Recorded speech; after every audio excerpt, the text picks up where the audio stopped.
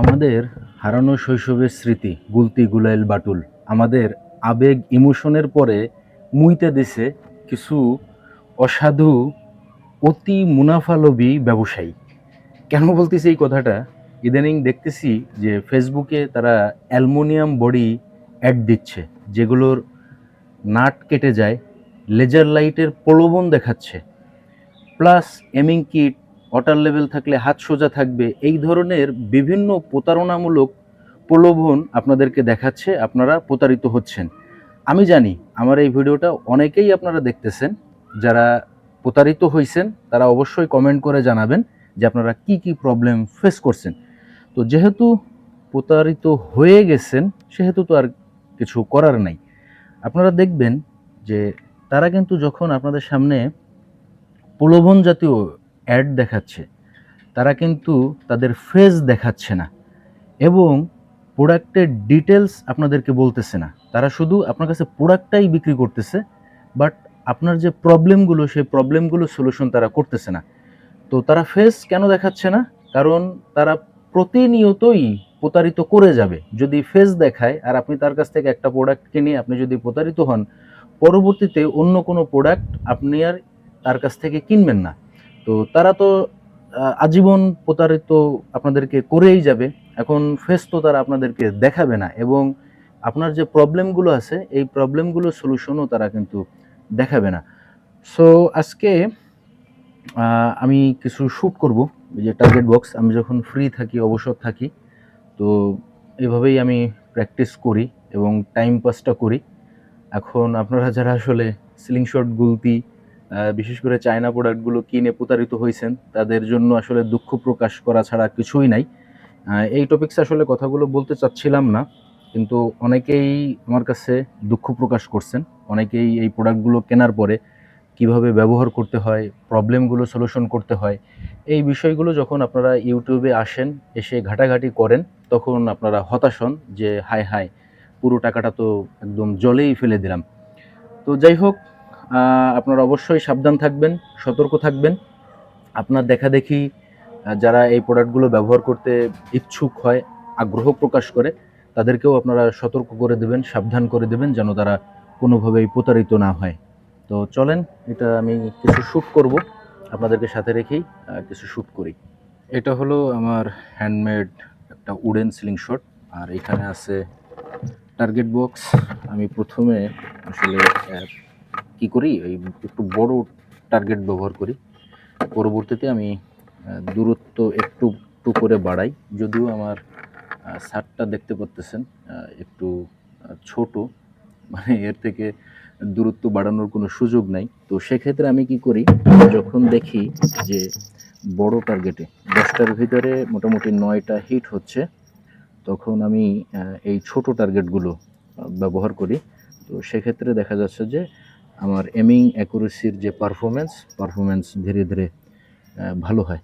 তো চলেন, আমি টার্গেট বক্সটা এই যে এই কর্নারে এইখানে রেখে আসব। রেখে মোটামুটি আপনাদেরকে সাথে রেখে কিছু শ্যুট করব। আমি জানি না এখান থেকে আমার টার্গেটটা ঠিক মতো দেখা যাচ্ছে কিনা। আমি যখন অবসর থাকি, তো বিশেষ করে ফেসবুক ইউটিউবের রিলস দেখতে দেখতে অনেক বোর ফিল করি, তখন এইভাবে টার্গেট প্র্যাকটিস করি। বিশেষ করে বৃষ্টির দিনেও আমি ঘরে বসেও টার্গেট প্র্যাকটিস করি। তো দেখা যাচ্ছে কি না একটু চেক করি।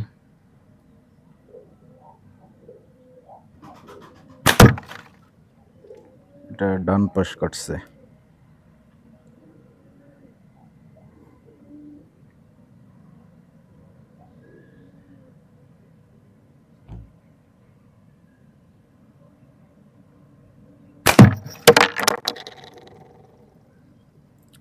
আপনারা সবসময় প্র্যাকটিসটা প্রতিনিয়ত করবেন।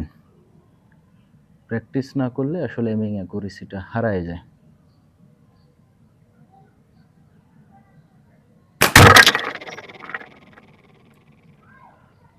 যখন আপনি প্র্যাকটিস করবেন দেখবেন যে বিশেষ করে ধৈর্য সহকারে, ভাই আমরা মনে করি কি যে এই প্রোডাক্টগুলো কিনলেই বোধহয় আমি একদম ভালো মানের একজন শুটার হয়ে যাব। আসলে বিষয়টা কিন্তু তা না। আরও একটা ধারণা আছে আমাদের, সেটা হলো যে ওই চায়না প্রোডাক্ট, মানে এমন প্রলোভন দেখি, দেখে মনে করি কি যে হয়তোবা চায়না প্রোডাক্ট এমন একটা জিনিস যে হয়তোবা ওইটা কিনলেই হয়তোবা ভালো পারফরমেন্স পাবো। ভাই বিষয়টা তা না, বিষয়টা হলো সম্পূর্ণ আপনার নিজের কাছে টেকনিক। হ্যাঁ, আমি চায়না প্রোডাক্ট আপনাকে কিনতে নিষেধ করতেছি না, চায়না প্রোডাক্ট তো আমার কাছেও আছে। আবার এই যে আমি নিজেই এখন উডেন সিলিং শট ব্যবহার করতেছি।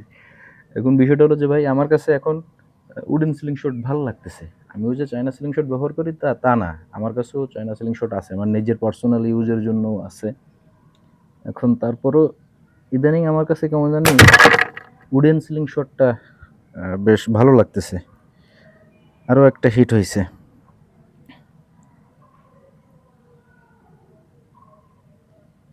আস্তে আস্তে হিটের পরিমাণ বাড়বে ইনশাল্লাহ। জাস্ট আপনাকে ধৈর্য সহকারে প্র্যাকটিসটা করতে হবে।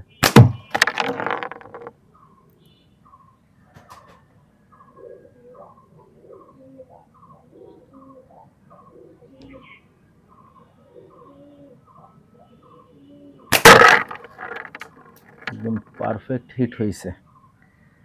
আমি ওইখানে মাইক্রোফোন আর একটা রাইখে আসছি, যাতে আপনারা হিট হলে সাউন্ডটা যাতে আপনি প্রপার শুনতে পান।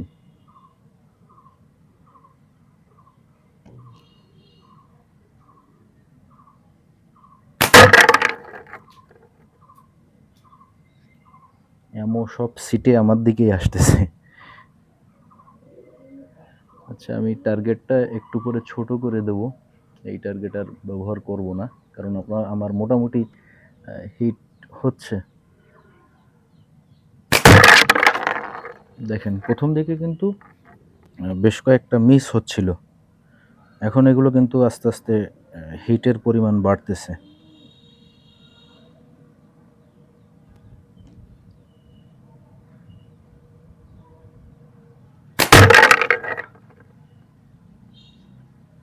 বিকট আওয়াজ হচ্ছে, মানে হিট, মানে একদম আগুন বরাবর। আমি কিন্তু 6mm বাউল ব্যবহার করতেছি, আর হলো আপনার 75mm রাবার। লম্বায় ব্যবহার করছি হলো আপনার কত 15.5 সেন্টি, আর সিলিং শট আছে হলো 7.5 সেন্টি।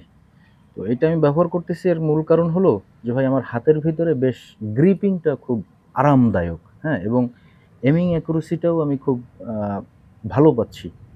আমি যখন নতুন করে হ্যান্ডমেড স্লিং শটগুলো তৈরি করা শুরু করলাম, তো আসলে আমি নিজেই অবাক হয়ে গেলাম যে আসলে হ্যান্ডমেড স্লিং শটগুলো এত ভালো হতে পারে, পারফরমেন্স এত ভালো হতে পারে। তো যাদের বাজেট কম আছে, আমি তাদেরকে সাজেস্ট করবো যে ভাই আপনারা অবশ্য নিঃসন্দেহে একদম টেনশন ফ্রিভাবেই আপনারা উডেন সিলিং শটগুলো সংগ্রহ করতে পারতেছেন, কোনো সমস্যা নাই। আচ্ছা, আমি একটু ক্যামেরা মানে আলোর উল্টো পাশে বসা আছি, জানি না কতটুকু ক্লিয়ার দেখা যাচ্ছে। আমি তো বক বক করেই যাচ্ছি আর শ্যুট করেই যাচ্ছি।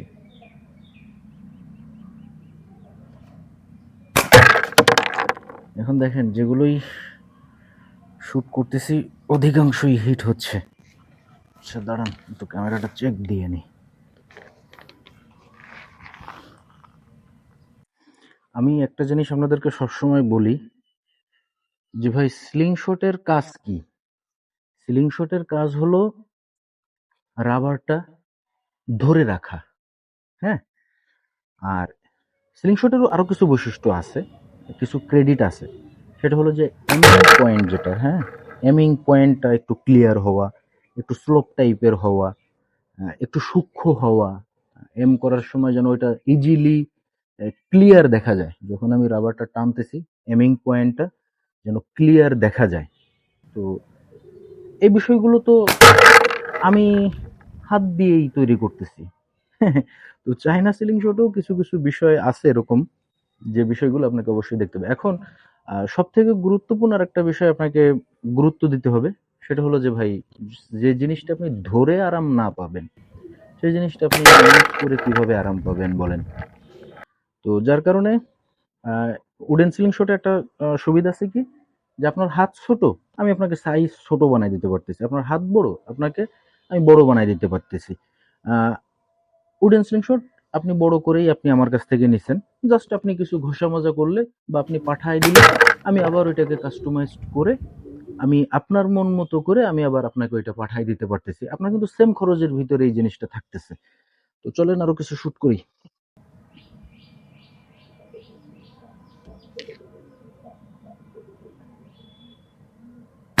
এখন তো দেখতেছি মোটামুটি যেটাই মারতেছি সেটাই হিট হচ্ছে।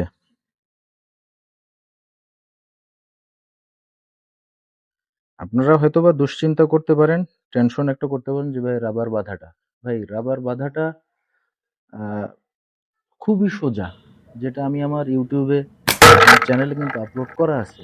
হ্যাঁ, আপনি ভিডিও দেখতে পারেন খুব ইজিলি।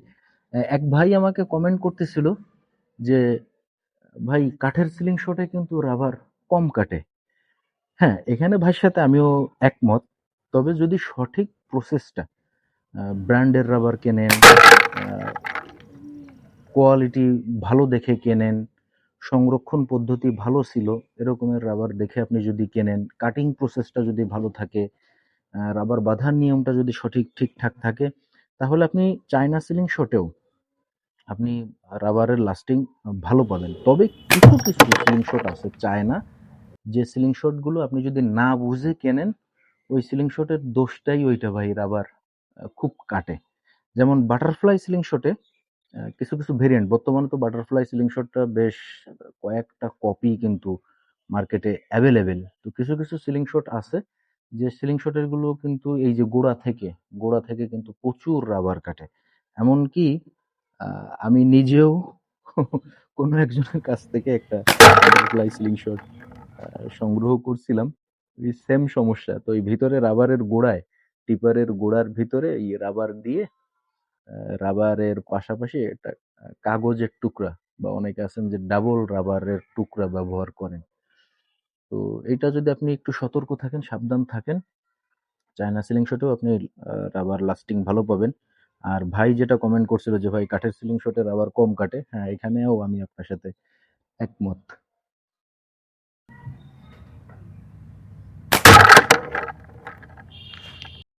বাহ বাহ বাহ, আপনারা তো প্রশংসা কমেন্ট করবেন না, আমি আমারটাই প্রশংসা করি। আর যারা আমার হেটার্স আছেন, ভাই আজে বাজে কমেন্টের ওগা আমার চ্যানেলে এসে মাইরেন না, তাইলে কিন্তু বিপদ। আমি কিন্তু ডেঞ্জারাস পর্যায়ের গালিগালাজ জানি, সাবধান। যদি বাল পাকনামি কমেন্ট চোদাতে মনে চায়, হ্যাঁ, নিজে একটা চ্যানেল খোলান মারাও, চ্যানেল খোলায় মারানে, তুমি তোমার নিজের মতো বাল পাকনামি ভিডিও এখানে তৈরি করো, তৈরি করে মানুষরে দেখাও। আমার চ্যানেলে এসে বাল পাকনামি কমেন্ট করার সুযোগ নেই, ব্লক দিয়ে দেবো। তোমার মতো বালসাল ভিউয়ার্স আমার দরকার নাই। এখন অনেকেই বলবেন যে আজি সাহেবের মুখ খারাপ। ভাই আসলে কিছু করার নাই, এইসব সিচুয়েশনে যারা পড়ে তারা খুব ভালো করেই জানে যে এই আজে বাজে কমেন্ট কতটা বিরক্তিকর। যদিও এখন মানায় নিছি। আর আজে বাজে কমেন্ট করলে একটা লাভ আছে, আপনারা হয়তো বাইরে জিনিসটা জানেন না, এটাকে নেগেটিভ মার্কেটিং বলে। হ্যাঁ, কমেন্ট বক্সে আইসা আপনি আপনার মূল্যবান সময় নষ্ট করে আপনি কমেন্ট করতেছেন, মাঝখানে কিন্তু যে কন্টেন্ট আপলোড করে ইউটিউব ফেসবুকে তার কিন্তু আরো বেশি প্রফিট হয়। হ্যাঁ, আপনি তো আবালের মতো খালি ফাও কমেন্ট করেই যান, খাইয়ে দেয় কোনো কাম নাই বসে বসে। সবার কথা বলতেছি না, এক শ্রেণীর মানুষই আছে ভাই, এরা আপনার পোঙায় লাগিয়ে থাকবে, হুদাই হুদাই লেগে থাকবে। যাই হোক, ভিডিওটা অনেক বড় হয়ে যাচ্ছে। অনেকে আবার লং ভিডিওটা পছন্দ করেন, হ্যাঁ লং ভিডিও দিতে বলেন। অনেকে আমাকে ভালোবাসেন, সবার উদ্দেশ্যেই বলবো যারা চ্যানেলে নতুন আছেন, অবশ্যই চ্যানেলটা সাবস্ক্রাইব করে দেবেন, আর যাদের চ্যানেলটা সাবস্ক্রাইব করা আছে তাদের প্রত্যেককে অসংখ্য অসংখ্য ধন্যবাদ। মিস হবে ভাই, দুই একটা মিস হবে, তাড়াহুড়ো করতে গেলে অ্যাঙ্কার পয়েন্টে বিভিন্ন প্রবলেম তৈরি হলে এই মিসিংগুলো হবে। জাস্ট আপনি ধৈর্য সহকারে বসে বসে দাঁড়িয়ে দাঁড়িয়ে যেভাবে পারেন আপনি প্র্যাকটিস করেন।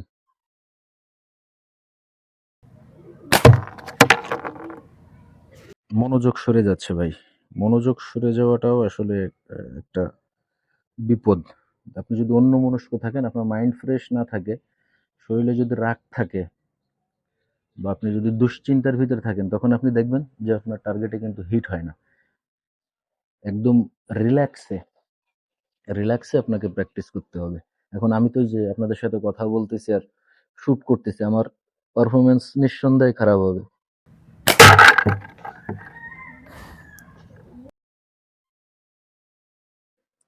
যাই হোক, যারা ভিডিওটা শুরু থেকে শেষ পর্যন্ত দেখছেন তাদেরকে অসংখ্য ধন্যবাদ। দেখা হবে, কথা হবে নতুন কোনো ভিডিওতে ইনশাল্লাহ। হিট কি মামা, অস্থির হিট। আল্লাহ হাফেজ।